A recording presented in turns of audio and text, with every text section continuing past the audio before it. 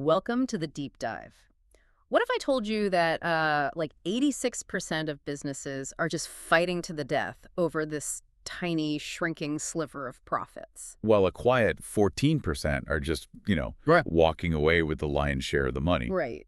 It's wild because usually when you think about launching a new project or a product or, I don't know, growing a business, there's this expectation of a fight. Oh, absolutely. You picture jumping into this crowded shark tank where everyone is just tearing each other apart over the exact same fish. And the water just gets bloodier. Mm-hmm. Which is exactly why academics call those spaces red oceans. Red oceans. Yeah, this is a zero-sum game. Yeah.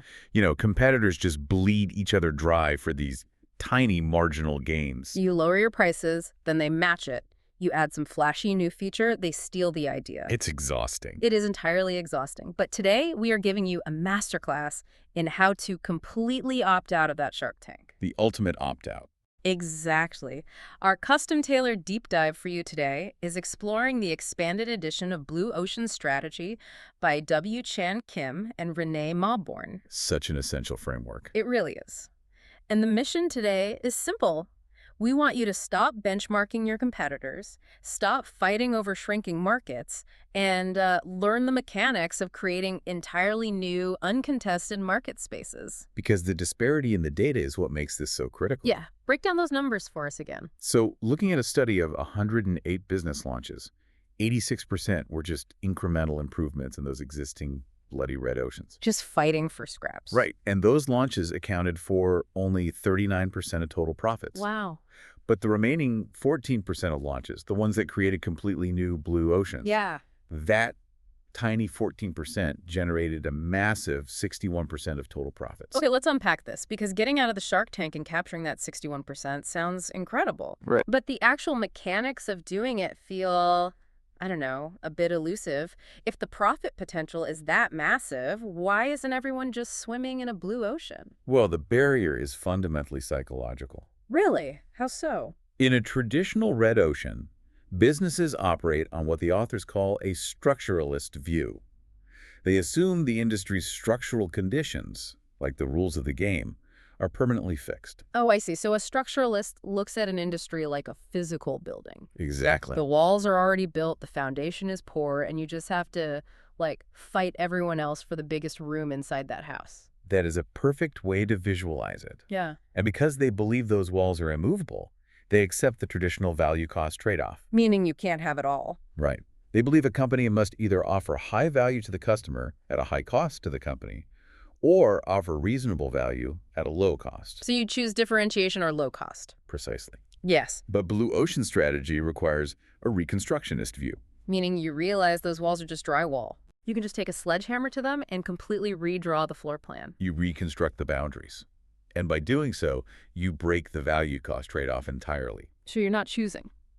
No, you don't choose between differentiation and low cost.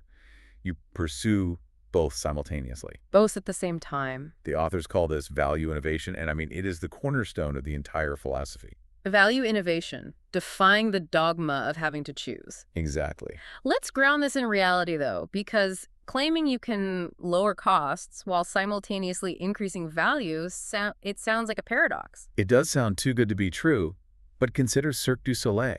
Oh, great example. When they entered the circus industry, it was a classic red ocean. It was unattractive, it was shrinking, and it was totally dominated by Ringling Brothers. Right, and kids preferred video games, and animal rights groups were actively protesting. Exactly. And everyone else in the industry was just trying to copy Ringling Brothers, but on a smaller budget. So the traditional red ocean move would be to, hire slightly better clowns? Right. Or a slightly more famous lion tamer. Which just drives your costs up even further. Exactly. Instead, Cirque du Soleil took that sledgehammer to the drywall. They looked really closely at the cost structure. And what did they find? Well, animal shows are incredibly expensive. Oh, sure. The housing, the transport, the insurance. The medical care, all of it. So they eliminated animal shows entirely. Just gone. Gone. They also eliminated the star performers who demanded massive salaries. And they dropped the whole three-ring venue format. So their operational costs just plummeted. Down to the floor. They stripped away the most expensive elements of the traditional circus. Well, wait, if they took all that away, how do they increase the value? Well, At the exact same time, they raise buyer value by injecting elements from the theater. Oh, like a creator blurring the lines between art forms. Exactly like that. They introduced original artistic music, a refined, comfortable environment, and a cohesive storyline tying the acts together. By creating this totally unprecedented entertainment experience, they were able to charge premium ticket prices. I mean, similar to a Broadway show. So they captured adults and corporate clients, Right. people who would never normally be caught dead at a traditional circus. They drove costs way down and drove value and pricing way up. That's value innovation in action. Wait, so it's like finding a completely empty, smoothly paved highway instead of sitting in rush hour traffic. That's a great analogy. But doesn't building a new highway require a massive, risky engineering project? I mean, how do you know what to build without just guessing? Well, that fear of the unknown is exactly what keeps most leaders stuck in the red ocean. You just assume it's too risky. They assume blue ocean creation is this chaotic, purely creative act, like lightning striking. Right. But the authors provide a really rigorous analytical tool to map this out, starting with the strategy canvas. The strategy canvas. Okay, what's that? You literally map out, on a horizontal axis, every single factor your industry currently competes on and invests in. So, for example, for the U.S. wine industry back in the early 2000s, Yeah, let's use that. those factors were things like enneological terminology, the fancy wine jargon, Right. Aging qualities, vineyard prestige, and complex flavor profiles. which is precisely the stuff that makes standing in the wine aisle incredibly intimidating for the average consumer. Exactly. So once you have that canvas drawn, that baseline, you apply the 4 actions framework, or the ERRC grid. ERRC. What does that stand for? It stands for eliminate, reduce, raise, and create. Okay, ERRC. You systematically challenge the industry's logic Oh. by asking 4 distinct questions. Which are? First, what factors should be eliminated entirely? Okay, Second, what should be reduced well below the industry standard? got it. Third, what should be raised above the standard? And fourth, what should be created that the industry has never offered? Let's apply that ERRC grid to that wine example. Perfect. So Casella Wines uses exact framework to launch Yellowtail. Oh yeah, Yellowtail. They realized the U.S. wine industry was actually over-serving customers with a level of complexity that the masses simply did not want. They were trying too hard. Exactly.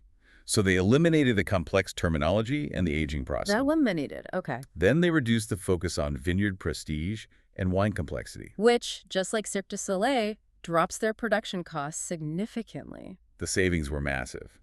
But then they raised the price slightly above the budget jug wines. Right, positioning it a bit higher. And finally, they created a wine that was easy to drink, easy to select, and fun. It didn't just appeal to wine snobs. No, it appealed to beer and cocktail drinkers. It became the fastest growing brand in U.S. wine history. And they operated with a very clear strategy, right? Focus, divergence from the norm, and a compelling tagline. A fun and simple wine to be enjoyed every day. It's brilliant. It's so much more focused than trying to be everything to everyone. And the ERRC grid protects you from a very specific danger, which is over-delivery without payback.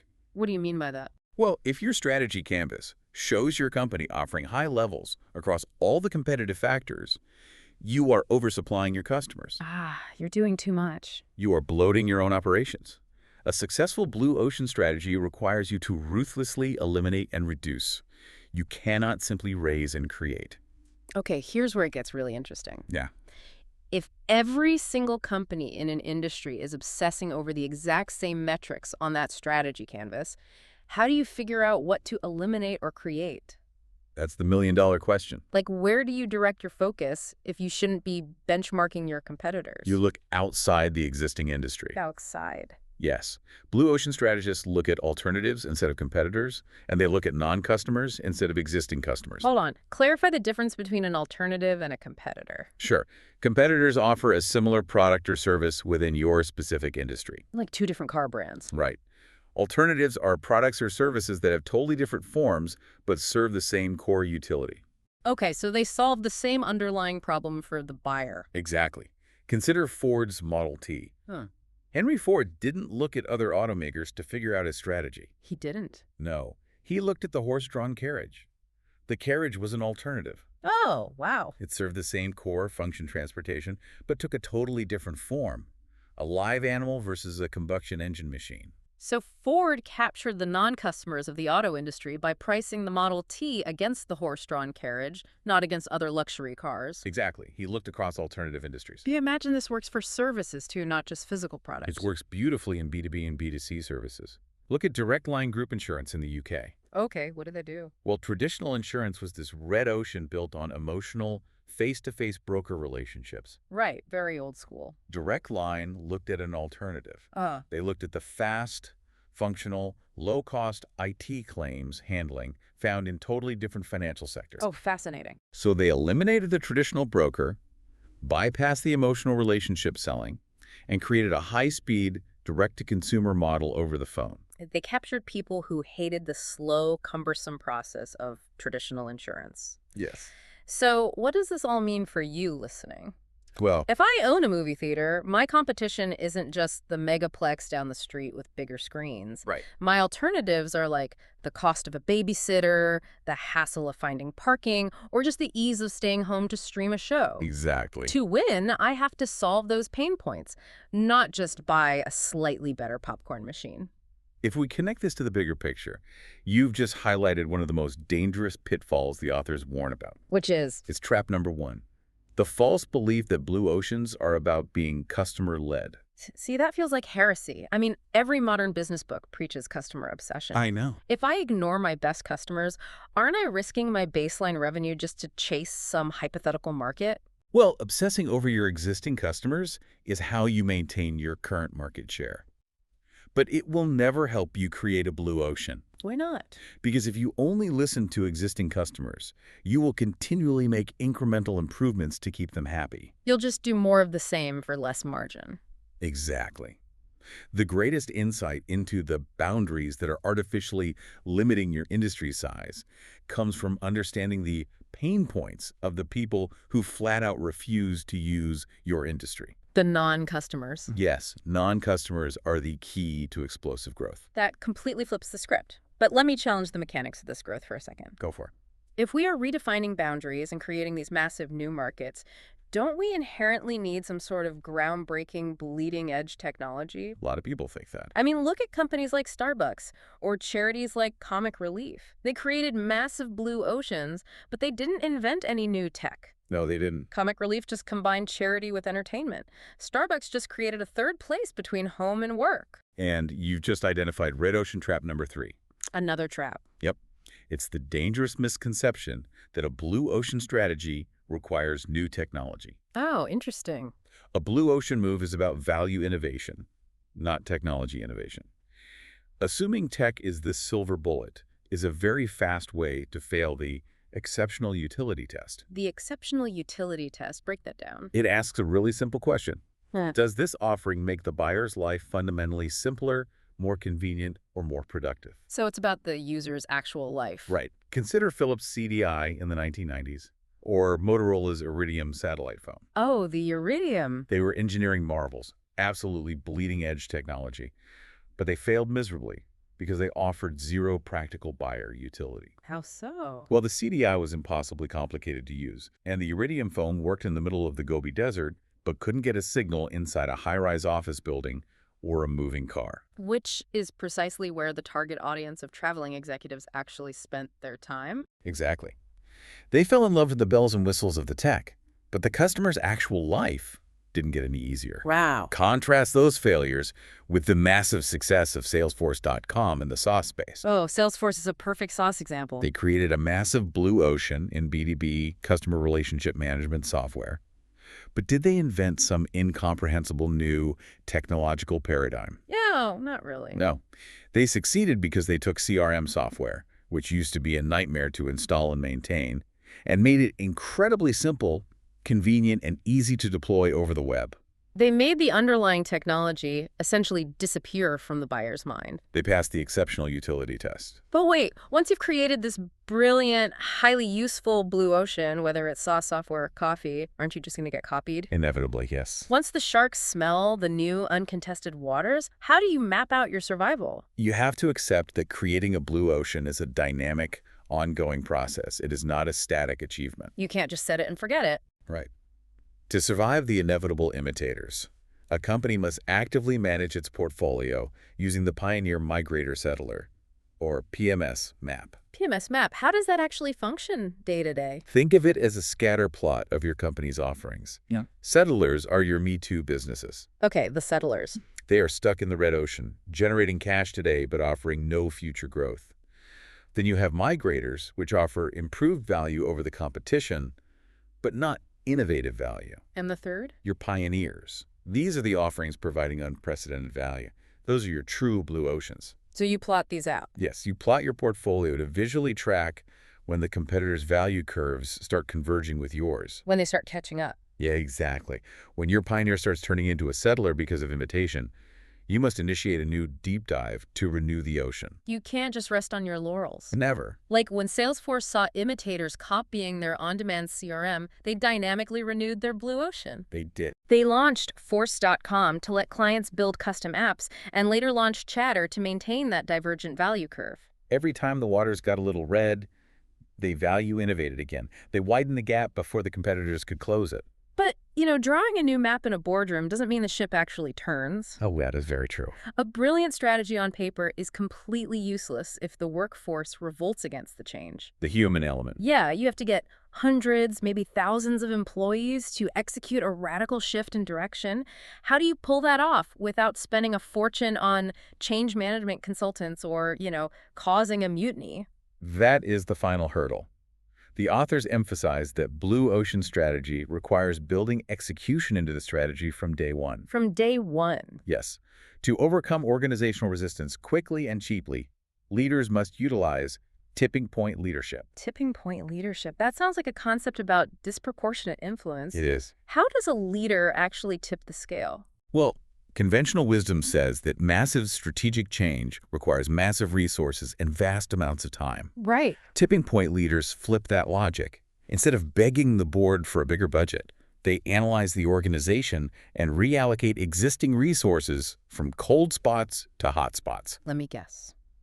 Cold spots are areas where a company is dumping a ton of money for very little actual impact. Precisely. It's the opposite of where the energy should be. And hot spots. Hot spots are activities that require low resource input but offer massive potential performance gains. Give me an example of that. Look at the New York Transit Police in the early 1990s under Bill Bratton. Okay.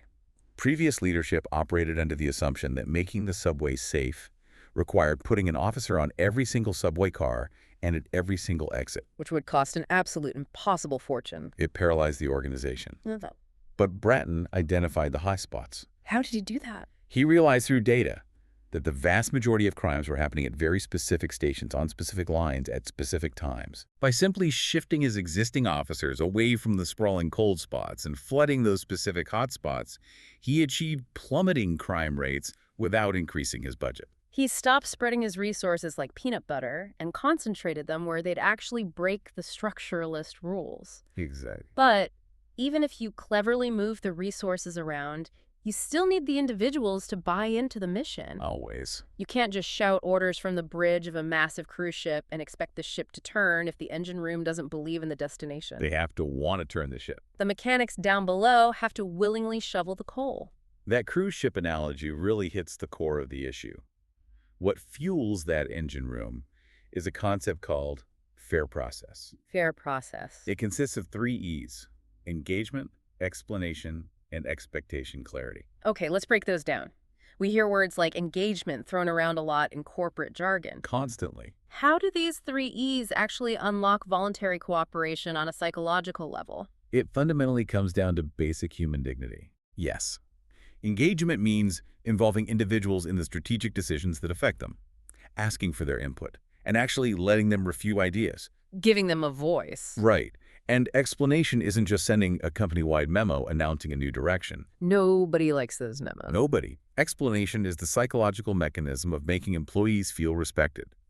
When leadership takes the time to explain why a radical shift is happening, the paralyzing fear of the unknown drops. Employees stop viewing the change as a threat. Exactly. And finally, expectation clarity ensures everyone knows exactly by what standards they will be judged in this new ocean. So when people understand the why, their baseline compliance turns into active problem solving. Yes. And this raises an important question. What's that? If a company attempts a blue ocean move, but fails to align its value proposition, its profit proposition, and its people proposition, can it truly sustain that success? I'm guessing the answer is definitively no. Definitively no. You need the trifecta. The buyer gets the value, the company gets the profit, and the people executing it feel respected and motivated. When you utilize fair process, you build trust and commitment deep within the organization. Right. And that voluntary cooperation becomes a form of intangible capital. Yeah. It makes your company operate with a speed and quality of execution that is incredibly difficult for any competitor to imitate. Because an imitator might be able to, like, reverse engineer your product or copy your pricing model. Sure, they do that all the time. But they cannot easily copy a deeply aligned, highly motivated workforce that actually believes in the mission. The human element is the ultimate barrier to entry for the sharks. Man, we have covered some serious conceptual ground today. Let's trace the arc of this journey. Let's do it. We've learned that to escape the zero-sum game, we have to stop benchmarking competitors and instead look at alternatives and those elusive non-customers. The non-customers are key. We walk through how to use the ERRC, grid eliminate, reduce, raise, create to break the traditional value-cost trade-off, and build a divergent strategy canvas. And we also unpacked the red ocean traps. Right. Recognizing that you don't need bleeding-edge technology to create exceptional utility, and that blindly following your existing customers will just, blind you to massive new markets. And finally, we saw that execution cannot be an afterthought. Never. You need tipping point leadership to shift resources from cold to hot spots, and fair process to ensure the engine room is fully aligned with the bridge. Beautifully summarized. I think what makes this entire framework so resonant is that it isn't strictly reserved for massive global corporations with billion-dollar R&D budgets. Oh, not at all. It's a foundational mindset for literally anyone trying to stand out in a crowded space. Completely agree. Whether you're launching a disruptive tech startup, running a local B2B service business, or even just trying to position yourself differently in your own career trajectory. The mechanics of value innovation hold true regardless of the scale of the endeavor. As we wrap up our time together, I want to leave you with a final thought to mull over. A provocative one, I hope. Oh, definitely. We've talked extensively about how industry boundaries are often just structuralist constructs living in our minds. Drywall. Yes, the drywall that can be smashed. So what completely arbitrary best practice or unwritten rule are you currently following in your own career or your own current project simply because that's the way it's always been done? Yeah. And what would happen if you had the courage to completely eliminate it today to create your own blue ocean? A phenomenal question to explore. Thanks for joining us for this deep dive. Until next time, keep swimming, but make sure you're heading toward clearer waters.